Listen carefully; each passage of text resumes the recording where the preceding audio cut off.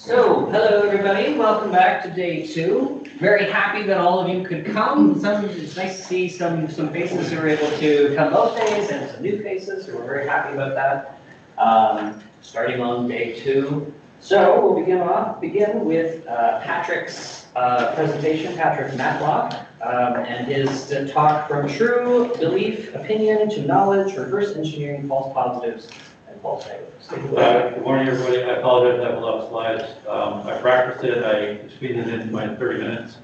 But I'm trying to, we've talked about around things about machine learning AI. And I'm actually going to give like a tutorial that you need to see to get to the work that I've done. So I'm going to talk about from true belief to knowledge and where machine learning and where that all sits together. Machine learning AI is a black box. So inside that black box, we currently can't understand. I took a course in the summertime with Dr. Feek, and she agreed that a computer program generates knowledge because you couldn't follow from the data, the input, through the program. You could step through it and I could see the output. We also agreed that machine learning, because of the black box, from the data input to the data output, is only a form of true belief. So I was kind of thinking about that. For the first 15 years I worked, I only wrote mostly assembly language. So you're very close to the actual hardware. So example here, the line LTR33. You're taking a register, so basically computer memory, you're copying you're comparing that with something else. The loading L3 CMD out, you're dealing with register 3 and you're dealing with a memory piece. So I put that out there so you kind of see my program. When I think about any kind of programming that I do, I still kind of code. You can't make a mistake with assembly language. When I first talked to Dr. Silk, I was thinking about mathematical boundaries of machine learning AI. This is from a book. I can provide you with the book that just came out in the summer, and it boils everything down to what we're talking about mathematically are in inner product spaces, mathematically that are bounded. So keep that in mind. I deal with my work, most of it's binary classification, so I'm taking particulars, and I'm trying to figure out the universal that there is, but I only have 2 universals. And I'm dealing with sensory data. So what I'm going to show you today is I'm actually going through a full DS, data science, machine learning, right to the output, what's going on. I'm going to talk a bit about binary classification. We generate this confusion matrix. We'll talk about that. I'm going to show you this process that I think I invented. Did it improve the models that I built? And I've done my machine learning models all the way from classical machine learning through neural networks, deep learning. I have a big GPU in my house. I've done large language models, not ChatGPT, but Meta's Llama, which is public domain. Did my work help improve the models? Difficulty, next steps, what's going on, and then there's some other stuff. I've actually been I started working on a virtual lawyer, and I've made some progress, so a chain of thought, stuff like that, but that's another talk. So the detail steps, the exploratory data analysis, like you can't just grab a bunch of data and start doing machine learning against it. It's actually a very onerous process. 80% of the time, you're going to end up going back. Even in my process, you're going back to the data. Data repudiation, you have real outliers. Do you want them in? Do you want them in? Do you want them out? Do you want to improve the model? Synthetic data, so SMOKE is a statistically correct process, the gold standard. I have binary classification. I'm classifying legitimate, one thing I worked on, legitimate network traffic versus malicious. Legitimate is going to be quite a bit bigger. You got to balance those data sets in order for the model to properly work. Feature engineering, I'm going to show a little bit about that. Model building, I'm going to show about that. You take your initial data set, you break it into 80-20. You train the model 80% of the data, 20% you validate it, but there's a step beyond that. Sometimes it doesn't happen, and that is You need to take unseen test data that's not been used in the training or validation. So a data set that you stash over to the side, you build a model, you pump that data through the model, that accuracy rate actually is what you use to speak about your model because of probability distributions. When you train your data set, you could have actually ended up with data in the edge or a totally different probability distribution, not in the main body of the real data of the real world. Confusion matrix, it's a quad. True positive, false positive, true negative, false negative. Then I show my process, update the model, rinse and repeat till you're happy, and then a little bit of interpretation. So data corpus. I did my data science certificate at Sheridan and finished it over COVID, so I graduated in 2021. I downloaded, there's public data from Los Alamos National Labs in the States, cyber data, but it's scrubbed. 10,000 users, 5,000 computers, 5 networks, 5 Windows domains. Then I generated 3 cyber sensor data sets. I made contact with research labs around the world. I have 158 of the top 175 viruses, Trojan horses, ransomware, malware, going back over 15 years. The reason for that is because I've written a bunch of papers. They're pretty fast, they're pretty detailing. And the first couple go-arounds, I realized that the data was mostly from North America and had bias. You know, it's kind of like, well, that's what, Asia's not seeing that, Europe's not seeing that. So then I tried to do homogeneous and I made contact. I am not able to find the last few viruses. They are just not available. So my cyber sensor data is from a public domain checker code called Z, and it is a sensor. It's a network sensor, and it looks on the wire, and it looks for state transitions.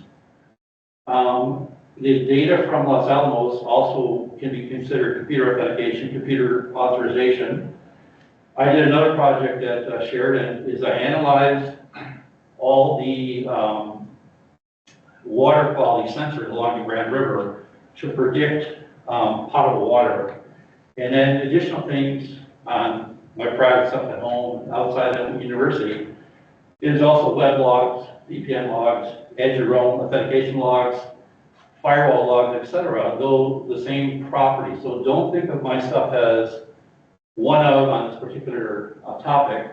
I'm actually talking in the universal, so it can be applied to anything. I wanted to put this up here because this is the 158 malware pieces that I collected.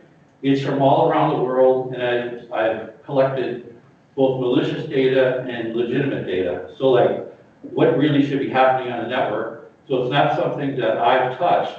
It's things that other researchers have collected. I just concatenate everything together. And if you see on the right, in the right-hand side, some data I hold out is going to be my test data. This is one page of, oh, I don't know, maybe 5 in here in my appendix.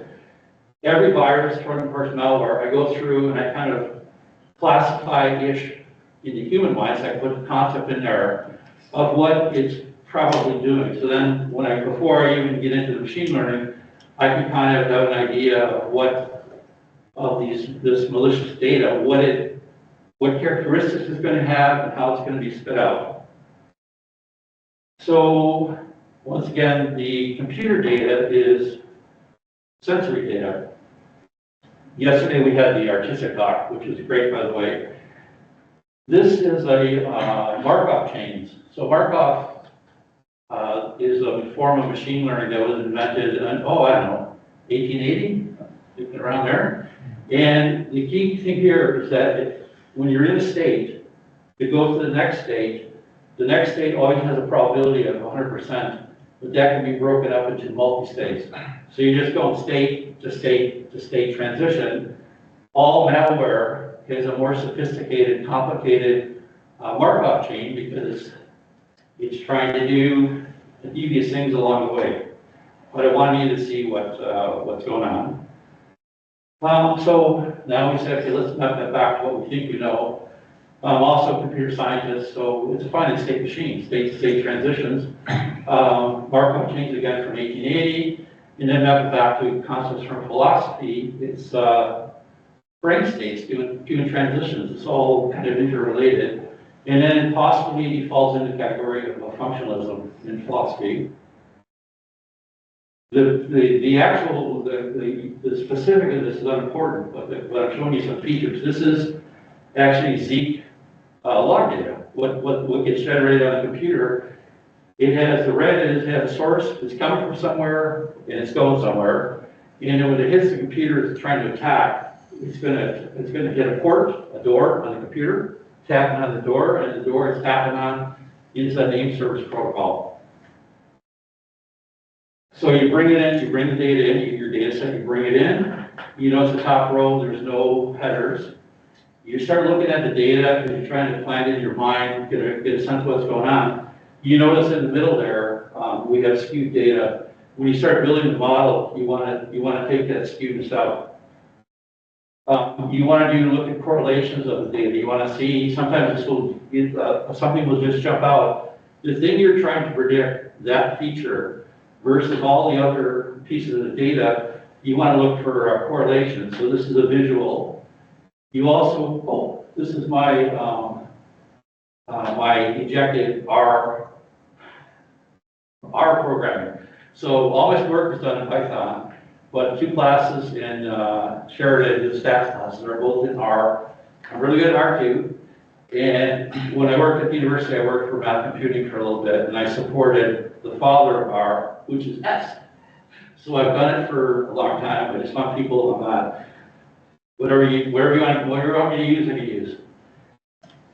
So exploratory data thing, when you bring data in, you want to kind of look at it. What type of data am I dealing with? Is it integer? Is it real? Is it textual data? You can run some visualization. So in this one, in this small little range around the value 4 for pH, the water in the Grand River, we have a big spike. That means between that range, that this feature is a good predictor, because that in that range is actually drinkable water. Here's a visualization of imputation and basically cleaning the data and getting a sense of what do the outliers look like. Here's a chunk of code that actually makes looking at the outliers and actually fixing things up along the way. So I run this chunk of code against my data. Well, I mentioned before, the top graph is about feature engineering. So the data set here is the authentication logs from Los Alamos Labs. And I'm taking 2 features, combining them together, and creating a simple logistics, so binary, 1 or 0 feature, because examples of that, 0 and 1, is much faster for the to build the model and then to run the model. So you want to basically look at you're using your domain expertise in the corpus to say, oh, if I combine these two features together, simplifies the model, I create these similar things, they're good enough to predict with. Here's a visualization with Grand River water. I took real data that came out as real numbers, and I simplified them into categories. Dealing with real numbers, computationally heavy, it makes everything run, and it's not obvious what the meaning is. You create these simple classifications, between this range of pH value, that's potable water, and everything else is acid or a base. So synthetic data, we talked about smoke. It does oversampling, so you have your majority class, legitimate traffic, malicious data, tiny, you want them balanced. So it statistically randomly grabs data from the minority class and fattens it up so both are equal. Gardner thinks that synthetic data is going to be the data by 2030. ChatGPT 3.5 was mostly trained on synthetic data, and it didn't perform well as the original ChatGPT. The reason for that is the probability distributions. You need data that is both inside and outside the probability distribution. because that's what the real world looks like. They only mostly took data from inside the probability distribution, and they didn't, it's research too. This is important because it may not, ChatGPT 4.0, it was done a different way. I talked before about balancing the data set, so this is my predictor of potable water, potable, not potable, from Grand River. You see from the image that I balanced it. Here, you run check code, Pearson's correlation, very important. You're looking for features that are positively correlated with the feature, the thing you're predicting on. You can actually visualize that. Graphs lines going up, good. Lines going down, not going to use that feature. Lines that are level, there's no need to use that feature either, but there's not a correlation. Visually, here's the gold standard. The graph on the bottom are all of the features, when you see the graphs going up, are positively correlated. The ones on the bottom are not positively correlated. Building the model, I'm only going to use the positively correlated features. So you can pick, I'll show a little later, but you can pick any model.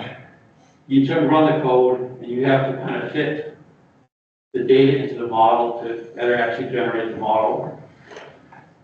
When you're going to bring the data in, so that previous slide, you're bringing in like the metadata of what the data looks like. When you're going to go to bring the data in, you split it into 80-20, which I talked about. So that's what this kind of talks about.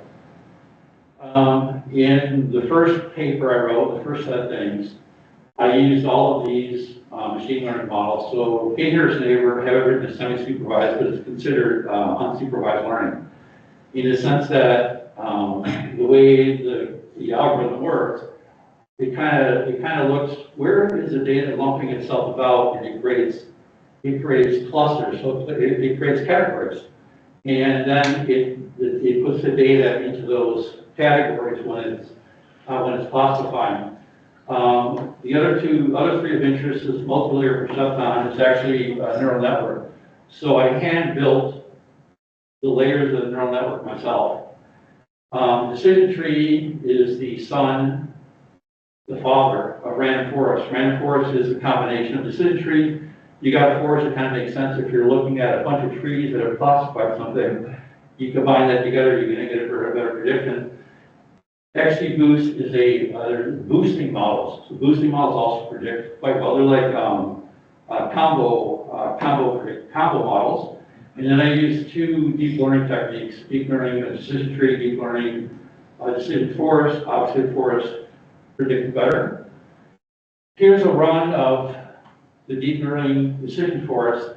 The key thing here is the 10 up at the top and the title, k-fold cross-validation. So you run the model. You just don't grab all the data and bring it in and start running through the model. The best way to do it is you randomly, without looking, you pick data randomly out of the data set. You bring it in, you run the model. Then you do that whole process 10 times. You take the average. So all the work I did is using k-fold cross-validation. We talked about confusion matrix. So here we see a positive, true positive, true negative, false positive, false negative. Like binary classifier, you kind of want to minimize the false negatives, false positives. When you do the training, you're bringing in data that's already pre-labeled. So you already know the answer. So anything that's false negative and false positive,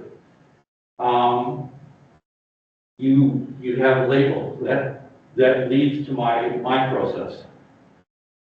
I talked before about classifying malicious data.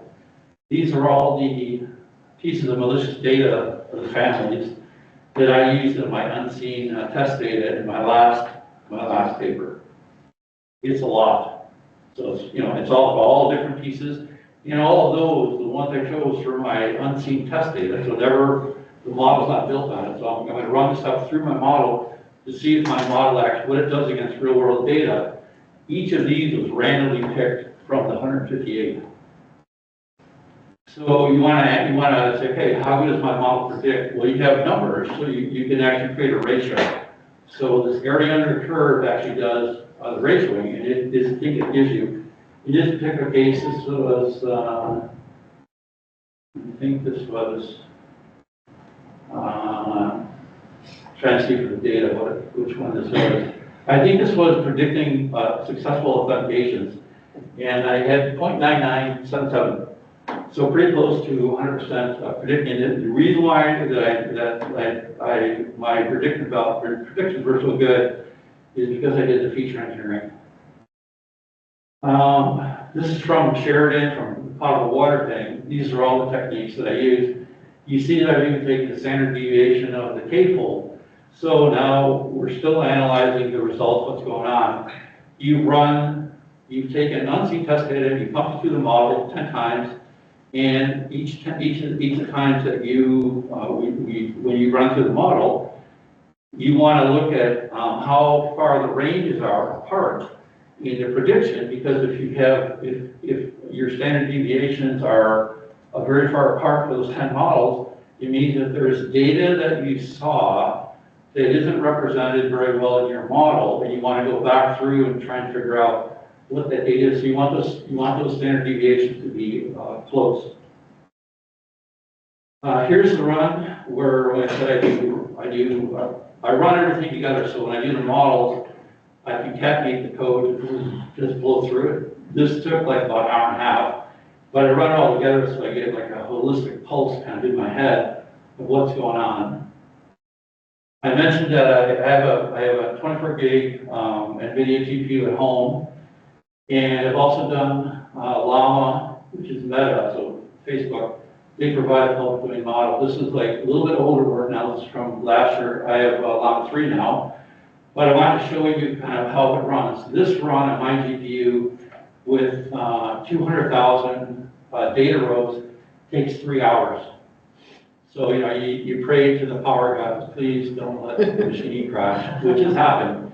But I wanted to show you like what that looks like.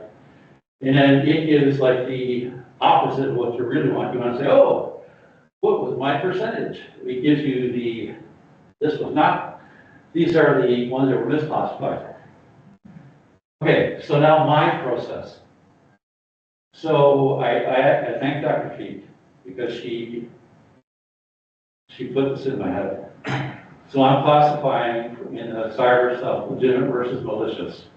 So the validation data is a row of data. So think of row data, and it has an index. I have, you know, maybe I'm going to use 50,000 pieces of data, unseen test data, to pump through the model. So it has an index. I take the index and actually make it part of the data. So then, before I'm going to pump a row through the model to see if it is classified correctly, I copy all the features off to the side. Then I run the validation data through the model, and it's going to get classified into true positive, true negative, false positive, false negative. For all the ones that are false positive and false negative, all of their features are going to be pretty darn close together. So I save them over here, and it creates a little array of that's like pretty finite, like maybe 5, 6 rows of data. I take, if it's a false positive or false negative, because remember I have the label, I know that it's been misclassified, I take those features that the model used, and I go back up to the S feature vector that I saved, and I do a mathematical similarity comparison between the two.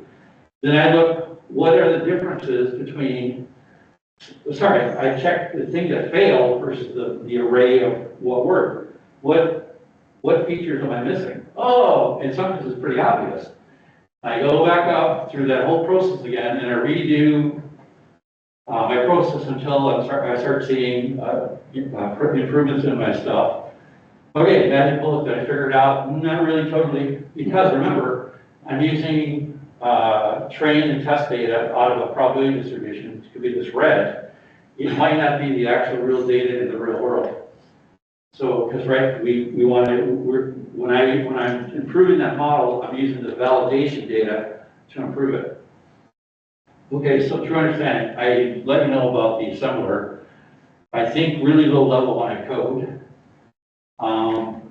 Python libraries. A lot of it's open source. Who wrote it? Are the algorithms actually correct? Overflow, we're doing probabilities. Is there any overflows anywhere upstream? You're running code on a GPU, that's all open source code. Has it been written correctly? Precision, patching, authentication, authorization, the stuff going on in the middle, what makes us trust any of that here? Not just the output of the machine learning data, output, but the things that are actually running it. Is it understand and trust? With my process, you actually can understand what features are important to actually predict what you're trying to classify. So, did it actually help? So, this is what this paper, it's a pretty fat paper, is kind of about. And what it is, when I went back through, and what I learned is Zeek logs. I had 1.3 million rows of data. It's all numbers and text. Where's the middle? I'm going blind. What it showed me when I did the feature thing is that somewhere along the line, Microsoft, they added some more text to some of the their output, and there was extra columns. So I had to go back and expand all of the data to match this stuff. And then once I had that realized, then there were some extra new terms added that all meant the same thing. So I had to do feature engineering for classification. We go back through, my old best prediction was 81%. I improved it by, it's like 97%, and it definitely helped.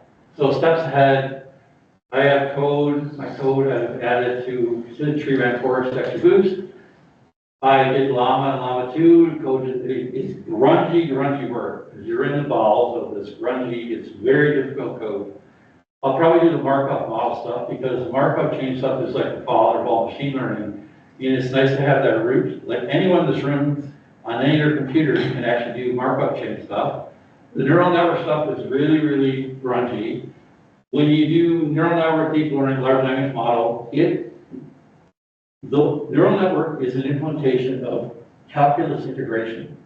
So in your mind, you think about when you first learn about that stuff, you're trying to fit the area under curve, you pick some rectangles and you stick them underneath the curve and you add them up and you see how close what you just did is to the actual area of that curve.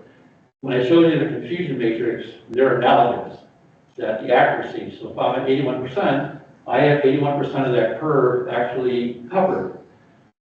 When you go to neural network, if you keep pushing it, a neural network can predict that curve at 100% accuracy. The way it does that is it can detect little delta nuances of, if I'm 0.001, if I add a new feature that's 0.001 of this particular thing, it auto-generates new features. Billions. What human we can't comprehend that.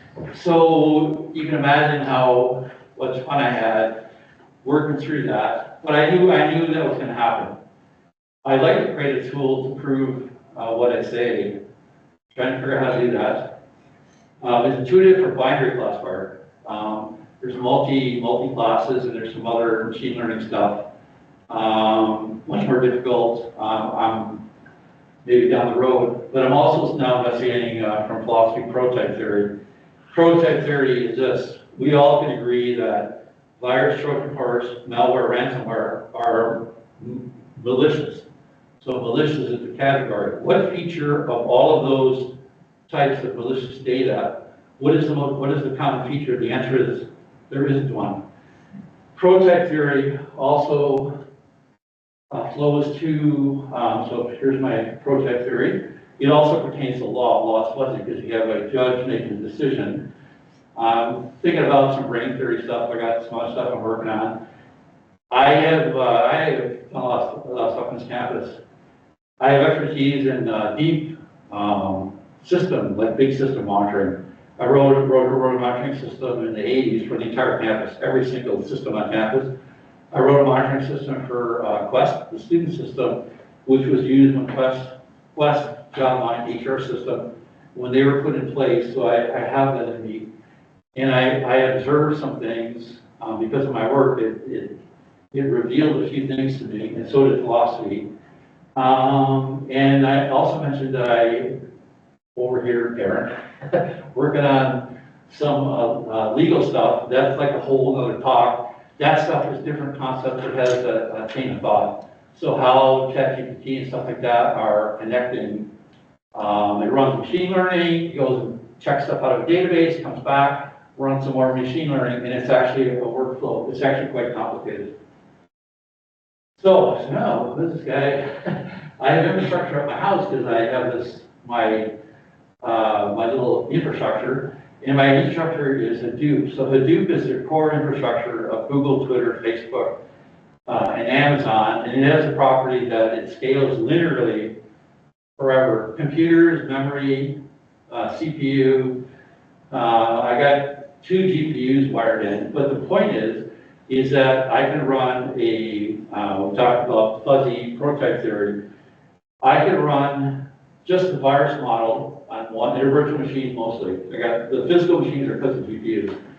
Run the virus model on one node, malware, ransomware, Trojan horse, and then when data comes in, I fan it out. So in parallel, all those are answered, and then the fuzzy logic comes together, the prototype theory comes together at the end.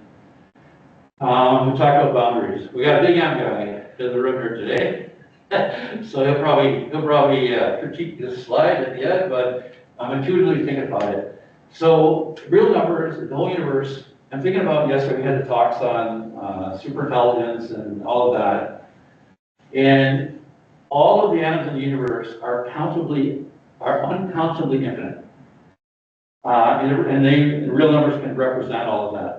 The functions to create real numbers are countably infinite. In other words, there are not enough functions, mathematical functions, to create every real number in the universe.